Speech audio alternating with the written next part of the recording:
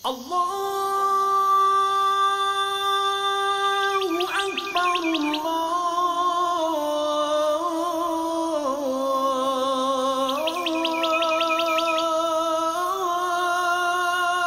Akbar. Innal hamdalillah nahmaduhu wa nasta'inuhu wa nastaghfiruh wa na'udhu billahi min shururi anfusina wa min sayyiati a'malina. من يهده الله فلا مضل له ومن يضلل فلا هادي له وأشهد أن لا إله إلا الله وحده لا شريك له وأشهد أن محمدا عبده ورسوله صلى الله تعالى عليه وعلى آله وأصحابه وأتباعه من اهتدى بهديه واستنى بسنته واقتفى أثره إلى يوم الدين. أما بعد بتن غلمنا يقتنبار قلوش تربية قلوش رب سبحانه وتعالى hamda sana maqtovlarimiz Peygamberimiz sallallahu aleyhi ve sellem'ge ko'ngillarning türünden çıkan salavat şerifelerimiz, dualarımız erişseydi. Muhtaram aziz kardeşlerim, mübarek bulsun cuma günlerimiz. Allah subhanahu ve teala şu iki cuma arasında vefat bulgan Müslüman kardeşlerimizin ruhlarını şad kılsaydı, orunlarını cennette kılsaydı. Allah subhanahu ve teala şu iki cuma arasında nikahlaşkan yaşlarımızga Allah Teala ülfet, muhabbet bir saydı. Alardan tuğan balalarda dinimizni, ilimizni, milletimizni kuvvetlevşi balalardan bulsaydı. Allah Subhanahu ve Teala bizga Kur'an-ı Kerim'de bir küp hikmeti ayetler beyan kıladır. Yani bu ayetlerde Allah Teala bizga aşıklı özünün hükümün, hem şulayık Allah Teala şu ayetlerde özünün barlığın, birligin kursete, anlata. Hem bu ayetlerde Allah Teala bizge şulayık kıssalar beyan ite. Şulayık Allah Teala şu ayetlerde müminler turunda da ite. Elbette müminler turunda Allah Teala bir küp ayetler ite. Ama innemel mu'minun deyip başlangan ayetler alar dürtevgine. Nerse degen söz bu cemaat innemel mu'minun. Hakikatte şiksiz müminler alar şundaydır ki digenini anlata. Nindi son alar şunday Müslümanlar, şunday müminler, nindi sıfatka alar iyem iken Allahu Teala Enfal suresinin 2. ayetinde bizge beyan itedir. İnnemel mu'minûnellezîne izâ zükirallâhu vecilet kulûbuhum ve izâ tuliyet aleyhim âyâtuhu zâdethum îmâna وَعَلَى رَبِّهِمْ يَتَوَكَّلُونَ dedi. Allah Teala şu ayette bizge nerse dey. Hakiki müminler alar şundaydır ki İza zükirallahu vecilet kulubuhum. Eğer de alar Allah Teala'nı zikir kılsalar, Allah Teala'nı iske alsalar, vecilet kulubuhum. Kalpleri alarının tetridi. Kalpleri alarının şundawuk tirilip gitedi. Ve izâ tuliyet aleyhim âyâtuhu. Eğer de alarga Allah'ın ayetlerin uksalar, zâdethum imana. Alarının imanları nığidi, arta. Ahl-i sünnet vel cemaat akidesi boyunca iman artmida kimimide. İman ya barul ya yuğul. Nerse arta hem kimi? Anın sıfatı, anın takvalığı. Muhterem aziz kardeşlerim. Şu an Kur'an'da indi söz bara takvalıkның hem imanның sıfatın artığı turunda. Muhterem cemaat, Allah Subhanahu ve Teala'nı iske çirgen vakitte bizim halimiz nişik miken? Көңіліміз biraz bolsa da uyanam iken? Allah'ın ayetlerini tınlagan vakitte ezgine bolsa da biz fikirlibiz miken?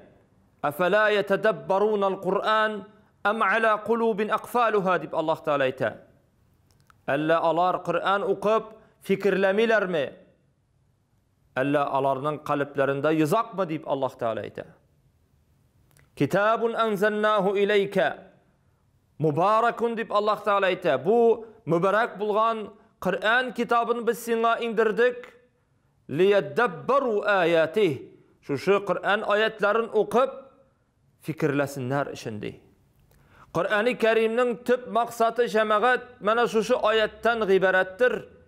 Anı okup Onun üstünde fikirlev. وَلِيَتَذَكَّرَ ulul albab. Ham akıl iyeleri için bir zikir bulsun için dedi.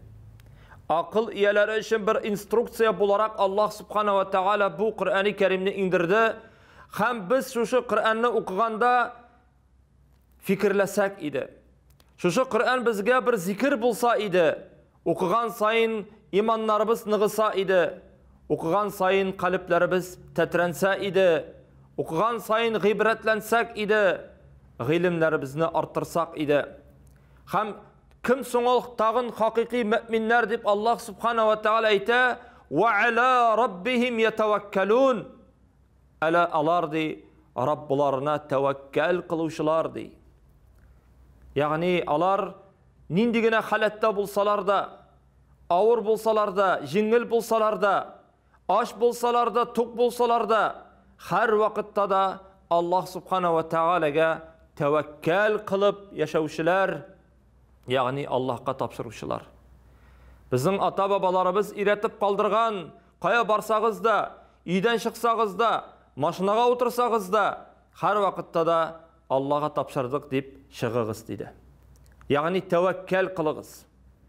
Allah subhanahu wa ta'ala tevekkel kılışlarını yaratadır deyip Allah subhanahu wa ta'ala özü Kur'an-ı Kerim'de bizge beyan kıla. وَمَنْ يَتَوَكَّلْ عَلَى اللّٰهِ فَهُوَ حَسْبُهُ. Kim Allah Teala'ga tevekkel kılsa, ana şul jitadır dedi. Yani Allah Teala ana jitadır tevekkel kılışı bularak. Yani eğer de biz Allah Teala'ga tevekkel kılsak, bir neseden de korkmağız degen söz. Allah Teala bizge bu meselede jitadır. Köngülübüzde bir nesede bir şırga tiyiş tügül. Bir nese turunda biz kaygırga tiyiş tügül. Eğer de biz şınlap kalbinin tireninden tevekkel kılırga öğrensek. اَلَّذ۪ينَ يُقِيمُونَ الصَّلَاةِ.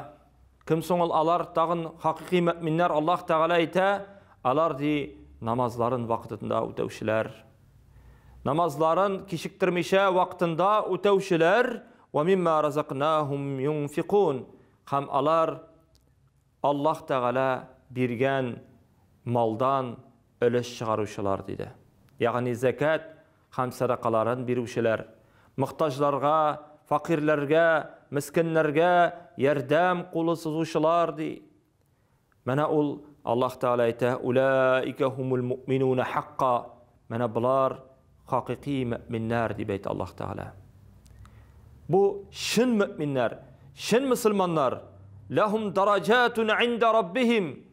Alarga Rabbaları karşında ulug dereceler azirlengendir.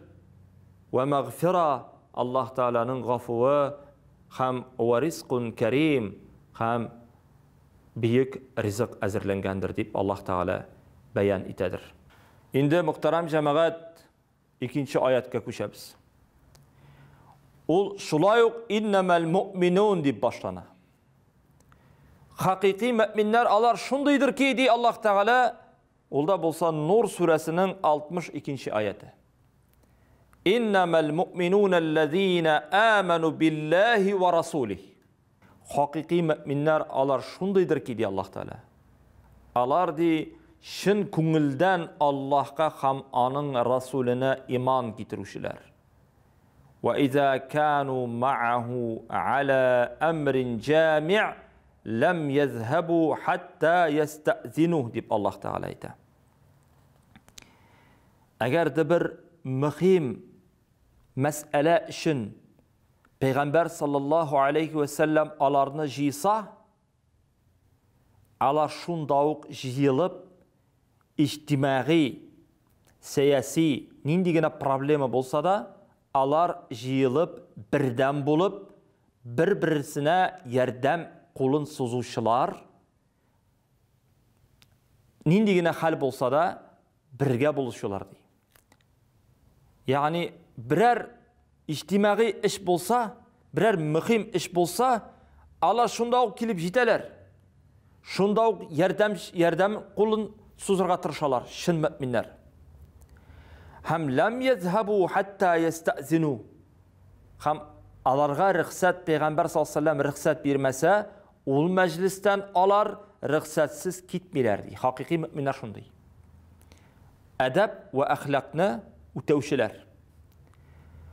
Lakin diyor Allah subhanahu ve teala innellezine yesta'zinuke eğer de sinden birerisi rıxsat sırasa ey Resulullah ulaikellezine yu'minuna billahi ve rasulih alar da Allah'a ham anın Resulüne iman getiruşiler.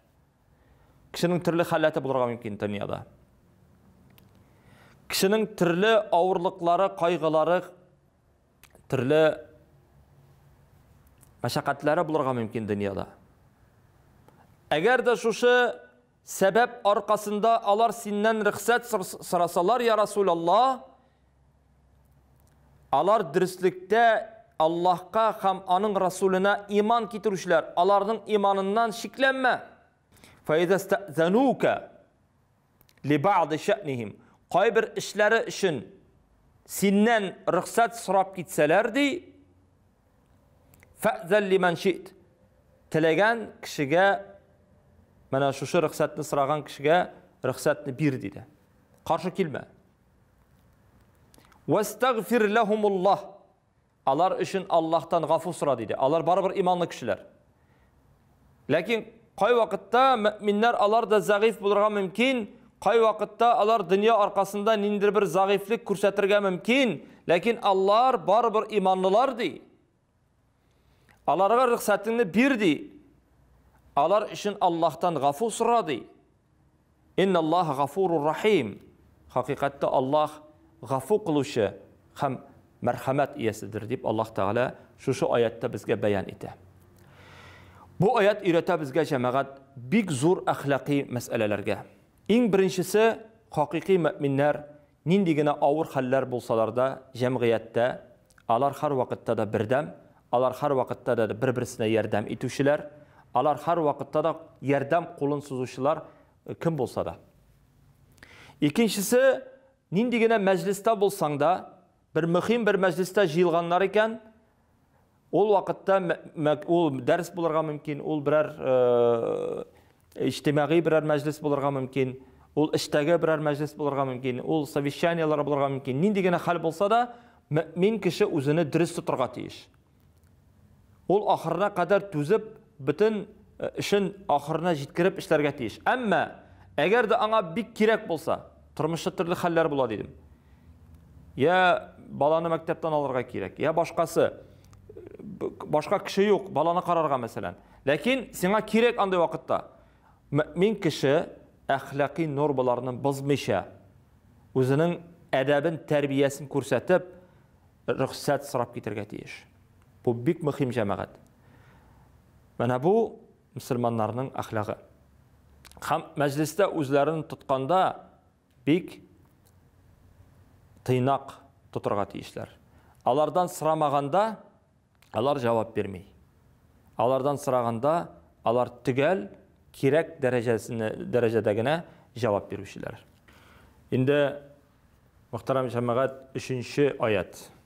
Aytken şey vagasının başında innemel mu'minun degan ayet 4 yerdegine kele.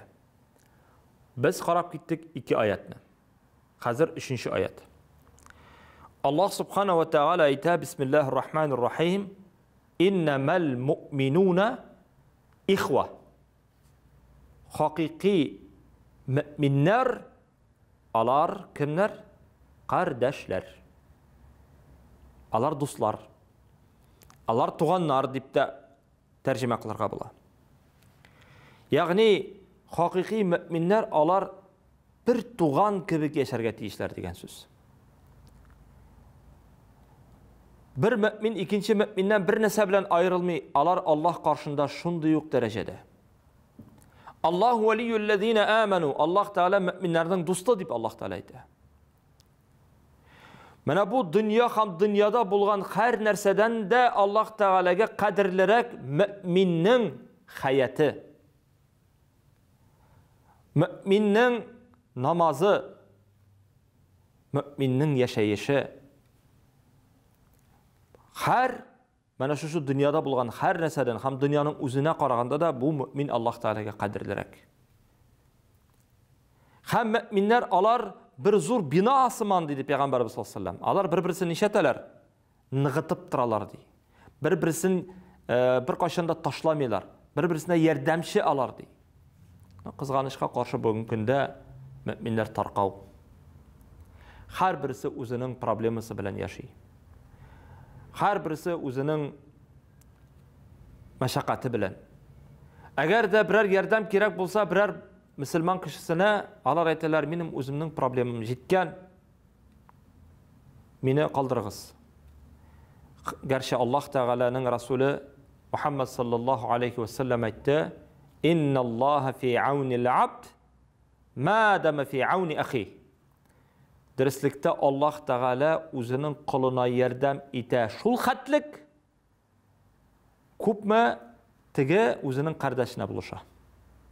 Eğer de kardeş özünün biraz problemisini kırığa kaldırıp barıp özünün Müslüman kardeşine biraz bulsa da yardım etse, matur sözler bilen bulsa da yardım etse, Allah Teala onun tigindagi problemlerini şişip koya. Kubu biz bunu anlamay. Kızganış lakin şulay. Mana bugün günde umuman kişiler tarqavlı. Kurşu kurşunu bilmey, tuğan tuğanını bilmey, kardeş kardeşini bilmey. Bala ata anasına itaat etmey. Yani bugün günde şundan da umuman cemiyet tarqav deb aytar edik. Lakin Allah Teala bizga ayta: "Fa aslihu bayna akhawaykum."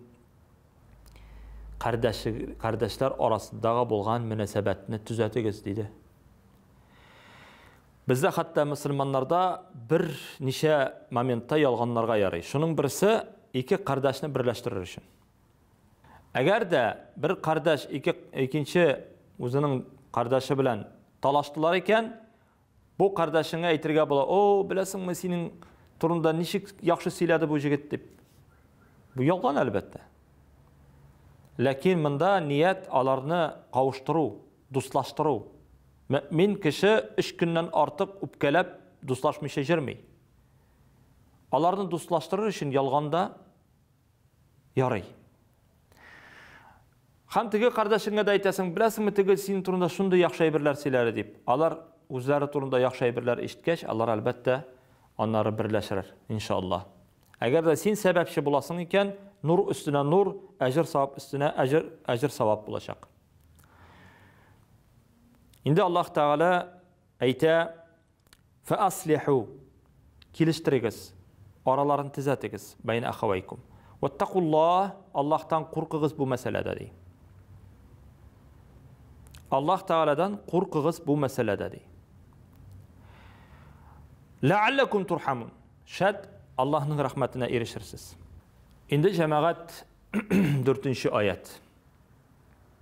Ol 3. ayette Hucurat suresindeydi. 10. ayet hem şuluk innemel mu'minunun 4. ayeti şulayuk kile Hucurat suresinde. Allah Teala ayta: "İnnemel mu'minunellezine amenu billahi ve rasulihi thumma lem yertabu." Hakiki müminler alar şunday zatlar. Alar di Allah'a ham onun Resulüne iman getirgenden soň şiklenmelerdi. Yani Rusça aytkanda nikolibayıtsı. Köngüllerinde tuzan bir tühatlikine de şik yok Allah'a ham onun Resulüne karata. Alar nık istikamet bilen iman getirdiler. Mana hakiki müminler alar şundaydı. وَجَاهَدُوا بِأَمْوَالِهِمْ وَأَنْفُسِهِمْ فِي سَب۪يلِ اللّٰهِ Hem alar özlerinin canların hem malların Allah yoluna fida kılışılardı. Tolusunca Allah rızalığı için tırışlık koyuşlardı. Allah yolunda. Malları bilen de, özleri bilen de. Alar din yolunda, iman yolunda, Allah yolunda tırışlık koyuşlardı. Ulaike humus sadikun. Yani biz bir köp işte biz sadik degen söz neyme? Sadik degen söz ol игіліклі, хайырлы, мәртәбәлі. Дос турында әйткәндә дә садиқи диләр араб телендә. Минем достым, кемгә ышанырга була, ышанычлы. Менә Аллаһ Тәгалә әйтә, бу мөэминнәр алар ышанычлы, алар игелекле, алар дөрес сүз әһелләре. Һәм алар хак юлда дип Аллаһ Тәгалә безгә шушы аятны бәян кыла. Менә шушы 4 аят безгә бик күп уйларга һәм фикерләргә урын бирә. Мөхтәрәм газиз кардәшләрем, менә шушы аятларны тормышыбызда кулланыр өчен, шушы аятлар белән гамәл кылыр өчен безгә үз үстебездә күп эшләргә кирәк. Нәфсебезне тәрбияләргә кирәк. Әдәп әхлакка өйрәнергә, шунга омтылырга. Инде Аллаһ Тәгалә шул сөйләгәннәр белән гамәл кылырга язсын. Җомгаларыбыз мубарак булсын.